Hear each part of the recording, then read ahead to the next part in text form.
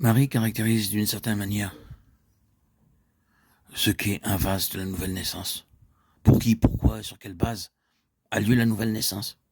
Ici, il y a une correspondance entre la naissance du Seigneur Jésus et la nouvelle naissance propre à chaque véritable enfant de Dieu.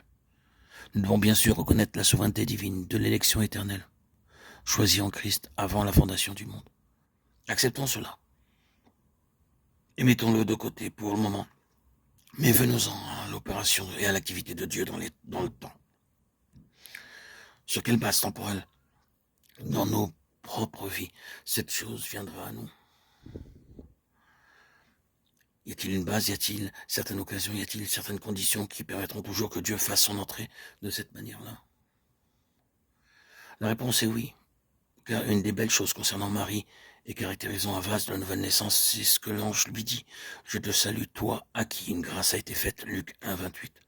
En marge, nous avons peut-être la véritable signification. Salut, favorisé par la grâce. C'est ce qui est au commencement de chaque nouvelle naissance, favorisé par la grâce. S'il y avait une personne dans ce petit pays en ces jours-là qui était consciente, et cela se voit ici très clairement, de la merveilleuse condescendance de cette déclaration et de la condition de sa propre indignité pour la recevoir, ce fut bien Marie. Comment cette chose se fera? Cela ne s'approche jamais des fiers, des autosuffisants, des sûrs d'eux-mêmes, qui seraient inconscients que sa venue est l'expression de la grâce infinie. Avant que cette chose merveilleuse nous arrive, nous devons souvent être conduits en toute conscience à voir que le seul mot qui convienne à la situation, c'est la grâce de Dieu, car tout vient de la grâce. Tu es favorisé par la grâce, c'est simple, je le sais bien, mais ce merveilleux miracle de Dieu, c'est le commencement de la vie chrétienne.